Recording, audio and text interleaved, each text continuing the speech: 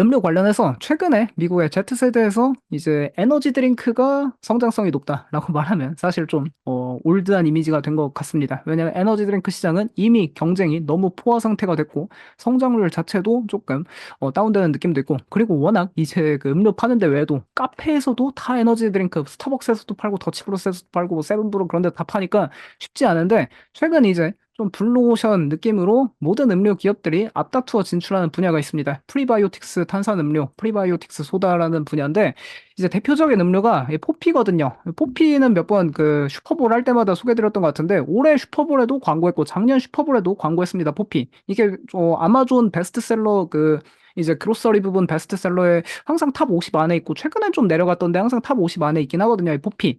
근데 어쨌든 이 포피가 2018년에 포피하고 올리팝 이 두 개 브랜드가 가장 대표적인 프리바이오틱 소다입니다. 이제 이 두 브랜드 출시를 기점으로 가파르게 이게 성장을 하고 있는데, 결국 이 프리바이오틱스 소다가 뭐냐? 약간 저도 이해가 안 되지만 뭐 요거트 같은 소다인가요? 국내로 치면 뭐라 해야 되죠? 막 장 건강에 좋은 그런 음료들 뭐 있는데 제가 좀 제품 이름이 안 떠오르네요. 근데 결국 이제 더 낮은 설탕 그리고 칼로리, 식물성 섬유질, 뭐 프리바이오틱스 통해 장 건강을 이제 향상시킬 수 있다, 이런 식으로 많이 홍보를 해서 아무래도 최근 팬데믹 이후에 건강에 대한 관심도 높아지고 있고, 특히 전 세계 Z세대들은 건강에 대한 관심이 과거보다 훨씬 높죠. 그래서 Z세대 중심으로 인기를 끌고 있고, 이 카테고리가 워낙 인기가 있다 보니까 코카콜라에서도 지난달에 이 프리바이오틱스 소다 제품군인 심플리팝이라는 음료를 출시를 했습니다.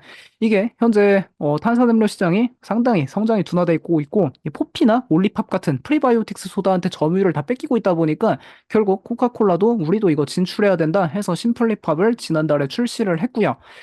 근데 이 관련해서 코카콜라가 진출을 하니까 펩시코도 따라서 진출을 했습니다. 근데 펩시코는 어떻게 진출을 하냐? 펩시코 원래 지난 실적 발표 때까지만 해도 이거 직접 만들겠다라고 했었거든요. 그 소울부스트라는 이제 브랜드 이름으로 만들 거라 했는데, 이게 좀 성공하지 못할 것이라 판단했는지 개발 중단하고 M&A로 전략을 선회했답니다. 현재 아직 인수가 완료된 건 아닌데, 결국 포피가 이 프리바이오틱스 소다 시장을 개화시킨 거고, 미국의 올리팝이랑 계속 1위 경쟁하는 브랜드거든요. 근데 이거를 지난 금요일 날 15억 달러 규모 인수 협상이 진행 중에 있다라는 소식이 나오고 있습니다.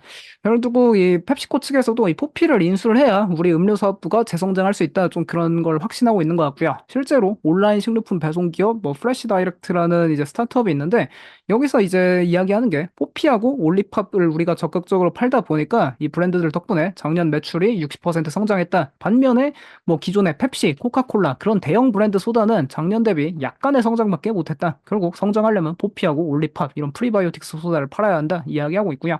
그리고 원래 이 포피는 2024년 그때 슈퍼볼에 혜성같이 등장해서 인기를 뭐 세간에 이제 자신의 존재를 알렸는데, M&A 루머가 원래 코카콜라에서 나왔었습니다. 코카콜라에서 포피 인수할 거다 24년부터 계속 나왔는데, 근데 이거를 경쟁사 펩시코에서 채가는 모습이 현재 확인되고 있고요.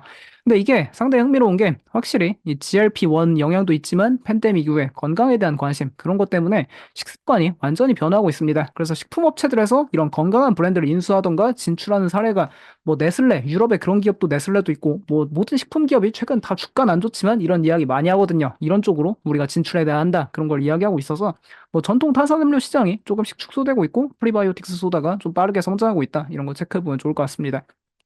실제로 뭐 치폴레나 이제 스윗그린, 약간 맥도날드나 뭐 버거킹, KFC, 뭐 칙필레 그런 데보다는 조금 건강한 이미지인, 어쨌든 뭐 사실 이게 건강한지 모르겠습니다. 드렉싱 범벅이라.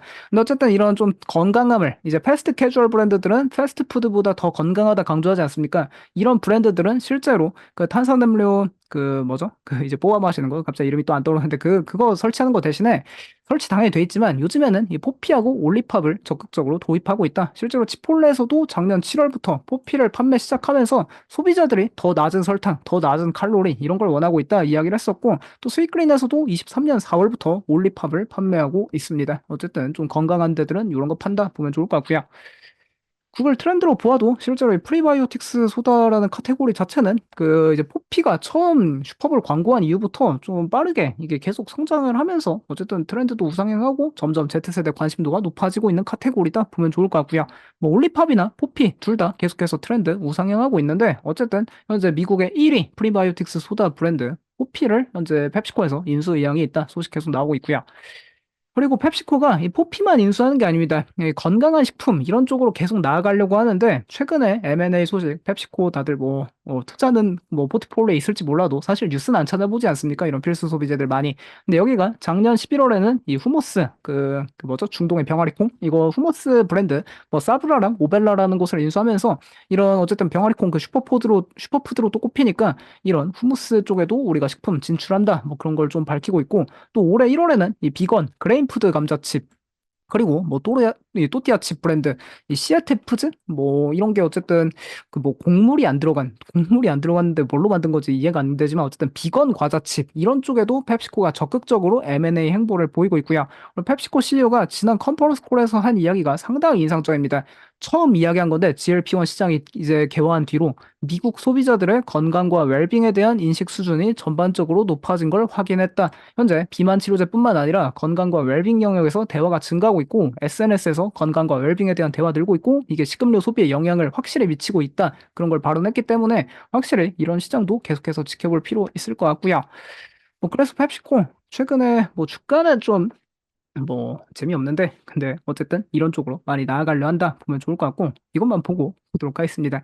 아무래도 최근 건강식에 대한 관심, 뭐 유기농 그런 거, 비건 음식 관심 높아지다 보니까 그런 거 전문적으로 파는 이런 스프라우츠 파머스 마켓 같은 데도 지난 1년 동안도 주가 힘차게 올라왔는데 뭐 여전히 트렌드에 올라 있는 그런 리테일 업체 아닌가 보면 좋을 것 같습니다. 그 아까 프리바이오틱스 소다 이야기도 했는데 최근에 확실히 프리바이오틱스 소다 시장은 성장이 정말 가파르고 코카콜라나 펩시코나 너나 할 거 없이 다 진출하고 싶다 그런 야욕을 보이고 있습니다. 마치 옛날 에너지 드링크 같은 분위기죠. 에너지 드링크 시장도 그 이제 펩시코나 코카콜라나 옛날 한창 막 그 성장할 때 막 너도 나도 막 이제 들어가고 싶다 투자하고 싶다 막 하고 손잡고 그랬는데 에너지 드링크 시장은 확실히 경쟁이 좀 계속해서 포화되고 있고요. 이게 또 하나의 좀 인플루언서 브랜드가 등장하고 있는데 이 소비재 분야에 확실히 인플루언서 브랜드의 영향력은 뭐 정말 어마무시합니다. 전 세계적으로.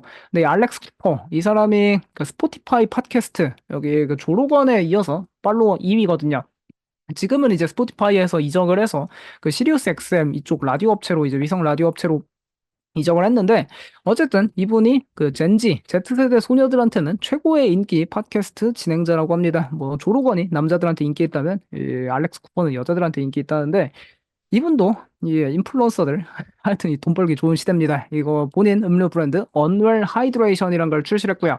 근데 이게 최근에 미국에 여성 스포츠 그런 게 정말 뭐 핫하지 않습니까? 나이키도 이번 슈퍼볼에서 그 남자 모델이 아니라 다 여성 스포츠 관련해서 이제 다 론칭을 하고 또 스킴스랑 손잡아서 여성 스포츠 이제 많이 한다고 하는데 여기도 확실히 최근 트렌드에 따라 언웰 하이드레이션도 NWSL 미국 여자 축구 리그와 신규 스폰서십 계약을 해서 여기는 이제 그 게토레이, 파워에이드, 그리고 그 프라임 하이드레이션 요런 데랑 이제 경쟁을 하는 음료입니다. 근데 카페인이 75mg 함유돼 있어서 에너지 드링크 시장에도 좀 경쟁력이 있지 않을까 그런 생각하고요. 왜냐면 레드불이 80mg 들어있고 그 몬스터가 200ml, 뭐 셀시어스 200ml 그 정도인 걸로 압니다. 근데 어쨌든 레드불처럼 여기도 좀 카페인이 함유돼 있어서 에너지 드링크로도 함유할 수 이제 그 좀 표현할 수 있을 것 같기도 하고 그리고 뭐 이제 스포츠 음료, 뭐 일렉트로라이트 드링크 그런 쪽으로도 이제 좀 구분할 수 있을 것 같네요. 근데 어쨌든 이런 포화 시장인데 이미 포화 시장인 곳에 이 경쟁자가 또 들어오고 있다 보면 좋을 것 같습니다. 그래서 이 셀시어스 뭐 관련해서 여기도 셀시어스도 어쨌든 에너지 드링크 사업도 하는데